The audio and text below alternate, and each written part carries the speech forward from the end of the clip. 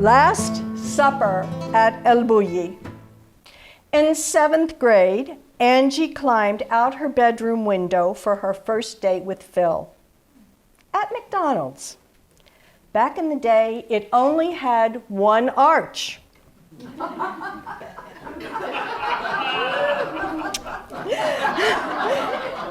They sat at the curb eating those juicy patties and roughly peeled fries.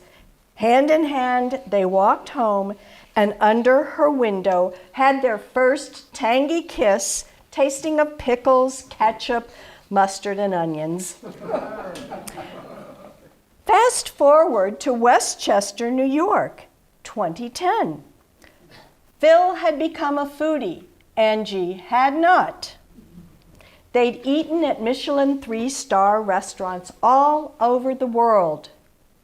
She loved traveling with her husband, but objected to spending piles of money on one meal. She never talked about those pricey meals to the other volunteers at St. Joseph's Soup Kitchen.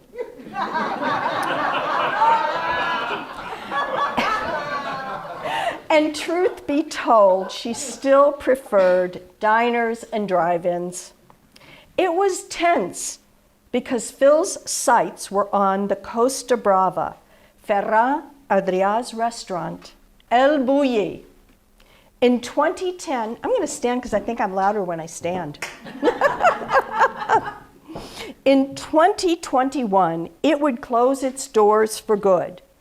Despite days on the computer and the phone, Phil could not score a reservation. When months of begging friends with connections didn't help finagle a spot, he despaired.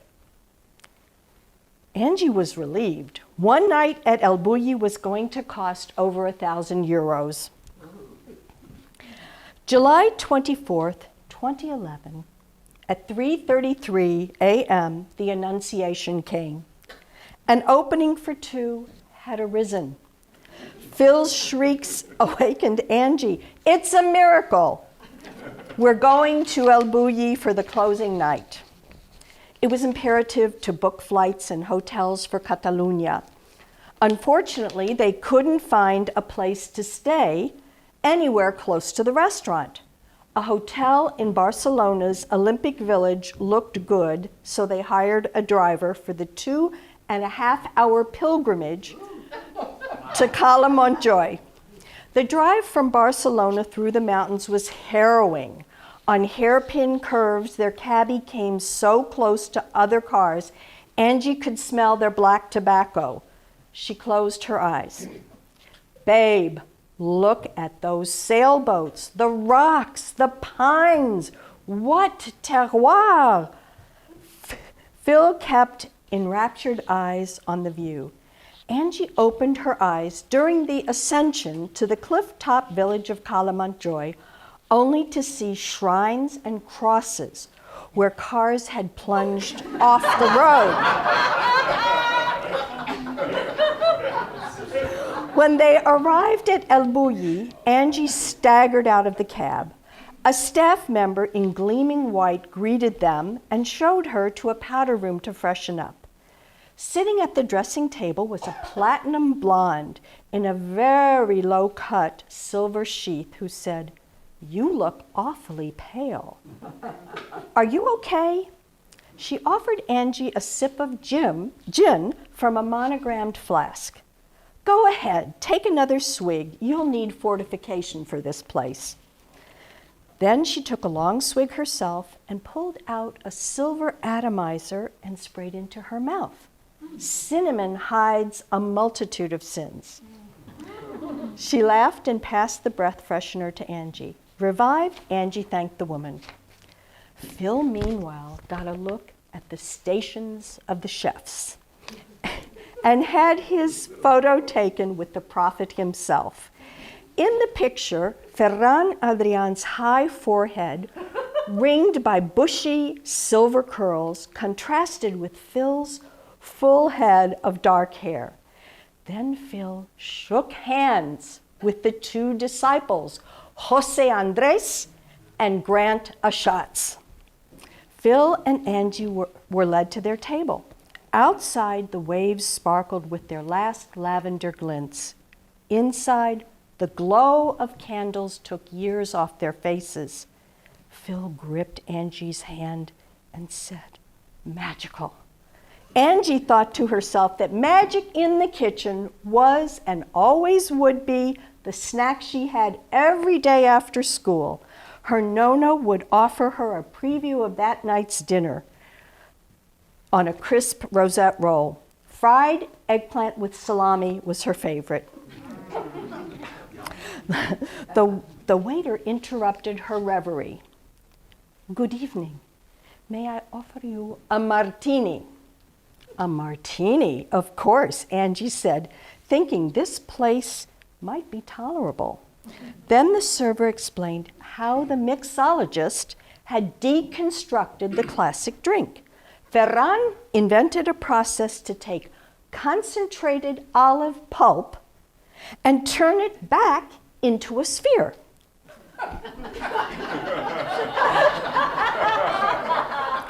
Espherificación, the waiter said, and Phil intoned, spherification.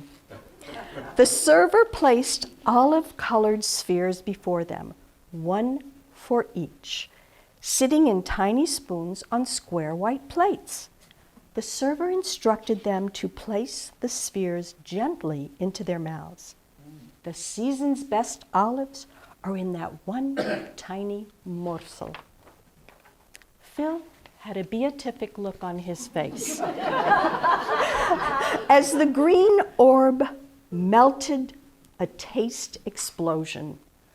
The waiter handed him a spray bottle of gin and instructed him to squirt it in his mouth 3 times. The olive had just exploded in Angie's mouth when the spray bottle evoked the image of her new friend's silver flask and silver cinnamon breath freshener. She got the giggles, and the more she tried to stifle herself, the harder it was to swallow. Her mouth full of olive pulp spewed forth, making the tablecloth look like a giant handkerchief dotted with phlegm. Presto changeo, a new tablecloth and a new green nano ball lay before her. Angie solemnly ingested her olive and allowed the little orb to delight her taste buds. Obediently, she sprayed her mouth with gin 3 times. Yum. Then came a procession of tiny plates, crisps of olive oil that looked like golden communion wafers, and lobster foam clouds accompanied by bubbly glasses of cava. The oohs and ahs of diners and patter of explanation from El Bulli's acolytes created a convivial backdrop. Angie took a pass on several plates. She didn't pass on the bubbly wine. As their second bottle of cava emptied, Phil worried, knowing Angie got mouthy when she drank too much. The litany of mumbo-jumbo was numbing Angie. However, the next dish stunned her.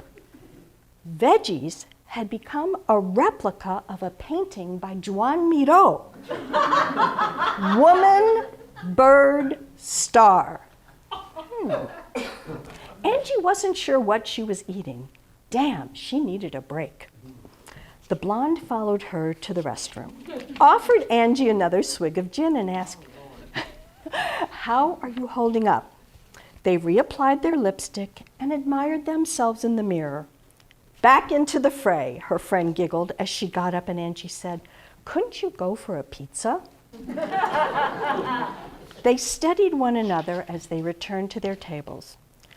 When the waiter poured Angie another glass of cava, Phil put his hand out to cover it. Too late. Angie had already taken a big sip. The server leaned over to explain that they had just finished 33 courses, the same number as the years of our Lord. He winked. Angie blurted out, "It's food, folks, not the second coming of Christ." The place went silent. Phil felt every eye was on them and wanted to wring Angie's neck. Ferran popped his head out of the kitchen. "But it is a hell of a lot tastier than the Last Supper," Angie said loudly. A few diners laughed. The blonde raised her glass, and everyone resumed their final decalogue of courses, including Phil. Their driver was waiting for them at the appointed time. As she got into the car, Angie said, "I bet that silver Jaguar is Ferran's car." The driver said, "No, senora, this place loses money. I'm pretty sure he drives that battered Subaru." And he pointed to a bright green Subaru with stickers from the Barcelona soccer team all over the back. The car ride home was better for Angie. It was dark and she couldn't see the drop-offs or the roadside shrines for those who had perished. Phil punctuated the silence with sighs of contentment. Even Angie's big mouth hadn't ruined the joy he felt. She closed her eyes and tried to remember if she had packed snacks in the suitcase. As soon as they hit the superhighway, she fell asleep. What an angelic face. It was hard for Phil to be mad at her. "Angie, wake up. We're back. Wake up." "Oh, that was fast. I was dreaming about a quarter pounder with a supersized order of fries and ketchup." "Well, let's go get up to the room and get some shut-eye. They're picking us up for the flight to the Basque Country at 8 a.m. "I'm hungry now," Angie said as she punched the button for the 12th floor.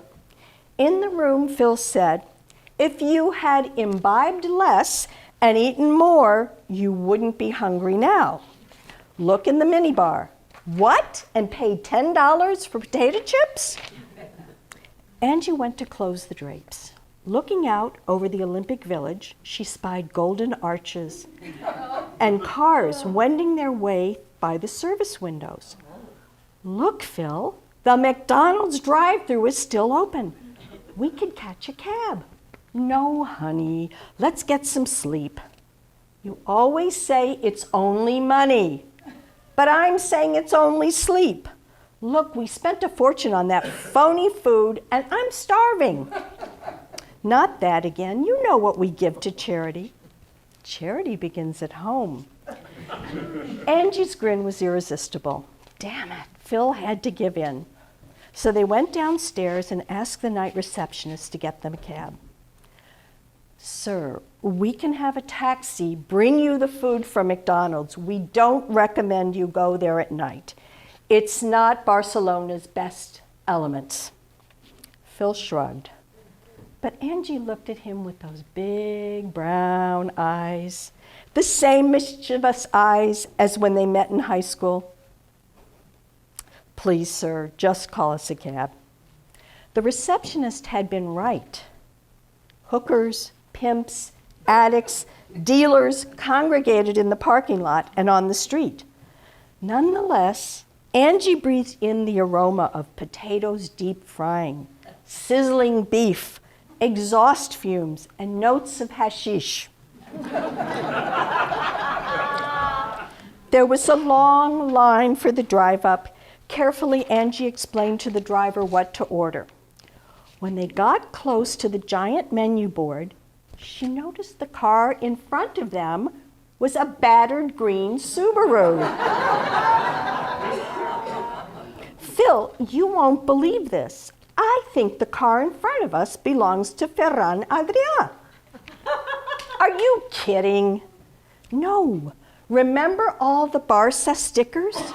And look at his curly hair. Do you really think that car was his? What would he be doing here?" Then Angie said to the driver, "Big tip if you honk when the Subaru gets his order at the pickup window. Okay, on the count of 3.